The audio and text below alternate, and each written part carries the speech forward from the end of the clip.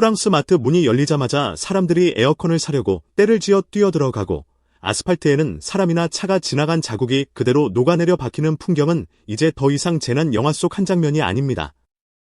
심지어 너무 더운 나머지 이성을 잃고 강물로 그냥 뛰어드는 사람들도 속출하고 있는데 이렇게 지금껏 경험해보지 못한 기괴한 더위로 고통받는 나라가 바로 낭만의 도시로 불리던 프랑스입니다.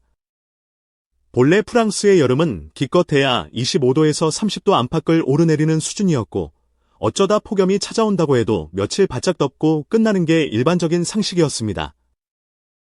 그런데 이번 여름은 완전히 선을 넘어서 기온이 순식간에 40도까지 치솟아 올랐습니다. 현지에서 만난 사람들의 이야기를 들어보면 상황이 얼마나 심각한지 뼈저리게 느껴집니다.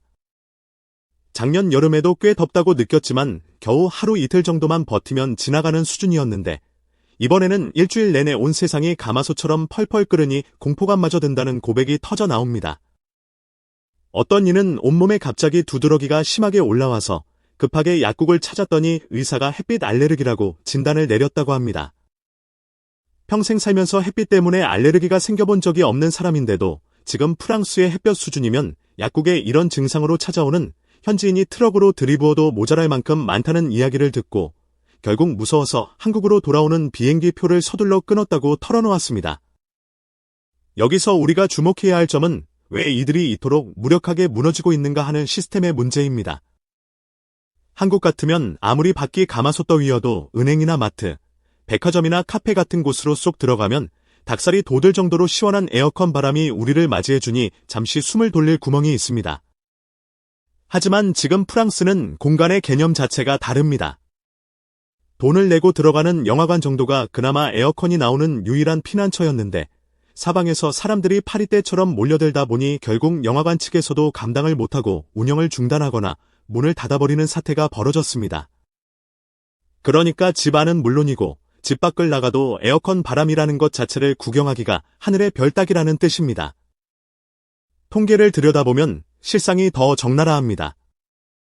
프랑스 주택의 에어컨 보급률은 작년 기준으로 고작 24%에 불과합니다. 4집 중 3집은 집에 선풍기 한 대에 의존하며 이 40도 더위를 생으로 버티고 있다는 소리입니다. 심지어 아이들이 공부하는 학교의 에어컨 보급률은 14%이고 매일 수많은 시민이 살을 맞대고 이용하는 대중교통은 고작 7% 수준에 그치고 있습니다. 상황이 이 지경이면 이제라도 돈을 들여서 에어컨을 설치하면 되지 않겠느냐고 쉽게 생각할 수 있겠지만 프랑스라는 나라의 거대한 관료주의와 규제의 벽을 보면 혀를 내두르게 됩니다. 뒤늦게 에어컨을 달고 싶어도 거의 불가능에 가깝다는 말이 나오는 이유가 바로 이 깐깐한 절차 때문입니다. 프랑스에서 에어컨 실외기 하나를 벽에 걸려면 일단 건물 입주자 총회를 거쳐서 주민들의 동의와 허락을 받아야 합니다. 그게 끝이 아니라 시청에 서류를 내고 공식 승인을 기다려야 하는데 만약 본인이 살고 있는 건물이 역사적 가치가 있는 문화유산이나 그 주변 구역으로 지정되어 있다면 문화재 관련 당국의 승인까지 따로 받아야 합니다. 에어컨 한 대 설치하려다가 집안 기둥뿌리가 흔들릴 정도로 행정적인 일이 거대해지는 구조입니다.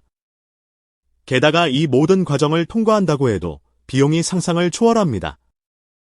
워낙 에어컨을 설치하는 수요 자체가 없던 나라다 보니 숙련된 기술자도 부족하고 설치 공사 자체의 난이도도 높아서 한번 제대로 공사를 하려면 수만 유로에 달하는 견적서가 날아오기 일쑤입니다.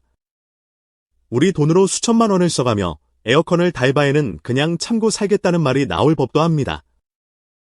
여기에 유럽 특유의 오랜 사회적 인식도 한몫을 단단히 하고 있습니다.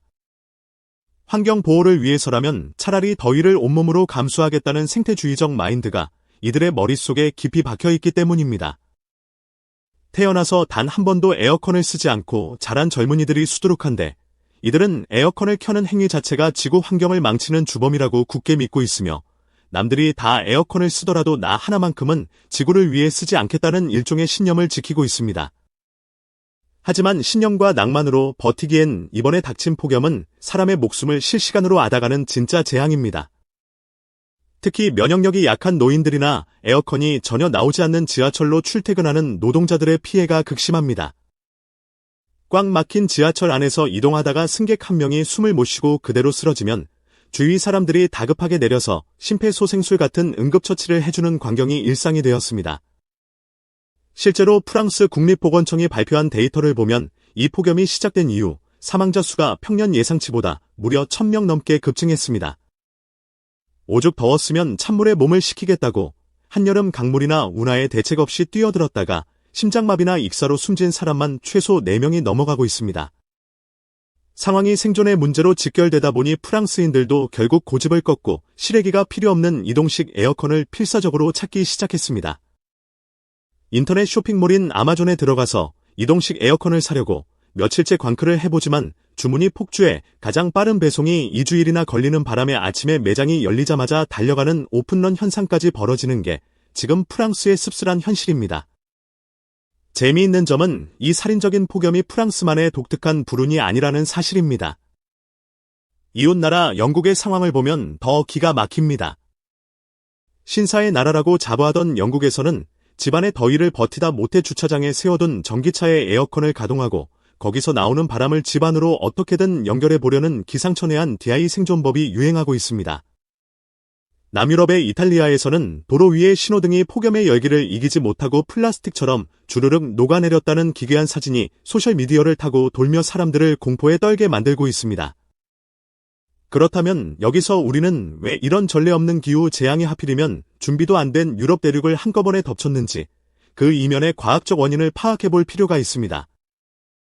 이 현상의 주범은 다름 아닌 블로킹, 즉 대기 정체 현상 때문입니다. 거대한 공기의 흐름이 한 곳에 멈춰 서서 꼼짝도 하지 않는 상태를 말하는데 유럽 상공의 거대한 고기압 블로킹이 딱 자리를 잡고 앉아버리니 남쪽 아프리카 대륙의 엄청난 열기가 북쪽으로 올라오는 고속도로가 열려버린 셈입니다. 결국 유럽 하늘 위에는 뜨거운 공기가 갇혀서 돔처럼 대륙을 짓누르는 열돔 현상이 완성되었고 여기에 아프리카발 원천 에어컨이 아닌 원천 히터 바람이 끊임없이 주입되다 보니 한번 달궈진 대륙의 기온이 밤이 되어도 식지 않고 계속해서 누적되며 펄펄 끓는 악순환이 이어지는 것입니다. 전문가들은 이제 진짜 독하게 대비를 해야 할 시점이라고 경고합니다. 확실한 것은 지구온난화의 브레이크가 고장난 이상 오는 2030년대와 2040년대가 되면 올해 우리가 겪은 이 끔찍한 더위는 특별한 이변이 아니라 매년 찾아오는 연례행사처럼 반드시 반복될 것이기 때문입니다. 지금 제대로 된 도시 인프라를 뜯어고치고 예방책을 세우지 않는다면 다음번에 찾아올 피해는 올해와 비교도 할 수 없을 만큼 참혹할 수밖에 없습니다. 일각에서는 이번 유럽의 이상기후와 한국의 미지근했던 여름 날씨를 두고 엘니뇨의 영향 때문에 동서양의 여름이 뒤바뀐 게 아니냐는 그럴싸한 음모론적 분석을 내놓기도 했습니다. 하지만 냉정하게 팩트를 체크해보면 이는 사실과 완전히 거리가 멉니다. 엘니뇨라는 현상은 전 지구적인 기후에 영향을 주긴 하지만 우리가 살고 있는 중위도 지역에 미치는 영향력은 과학적으로 굉장히 제한적입니다. 한국의 이번 여름이 비교적 시원했던 원인이나 유럽의 이번 폭염을 엘니뇨 하나와 성급하게 연결짓는 것은 기후학적으로 엄청난 무리가 있는 해석입니다. 실상은 북극 주변을 감싸고 도는 찬 공기의 흐름이 요동치면서 그 강력한 한기가 아래로 쓱 내려오는 바람에 일시적으로 여름이 좀 늦게 찾아온 것처럼 착각을 불러일으킨 것뿐입니다. 착각하지 말아야 할 것은 여름이 이대로 안전하게 끝난 게 아니라 이제 겨우 지옥 같은 진짜 여름의 서막이 열렸다는 점입니다. 40도가 넘는 가공할 날씨에 에어컨도 없고 법적 규제는 꽁꽁 묶인 채 대책 없이 맨몸으로 폭염을 맞이하게 된 유럽 대륙의 풍경은 시사하는 바가 큽니다. 특히 프랑스 정치권에서는 이 에어컨 가동과 규제 완화 문제를 두고 보수와 진보, 환경론자들 사이에서 국가적 에너지를 낭비하는 찬반 논쟁이 격렬하게 벌어지고 있으며 이 기후 이슈가 당장 다가오는 대선의 판도까지 흔들어 놓을 정도로 강력한 정치적 핵폭탄으로 부상했습니다.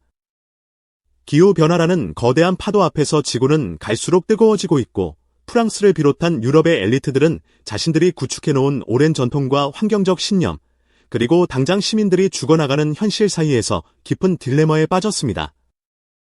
이들이 과연 이 가혹한 폭염을 견뎌내고 도시의 생존법을 새로 포맷할 수 있을지 아니면 과거의 시스템에 갇혀 무너질지 직구촌 전체가 숨을 죽이고 지켜보고 있습니다.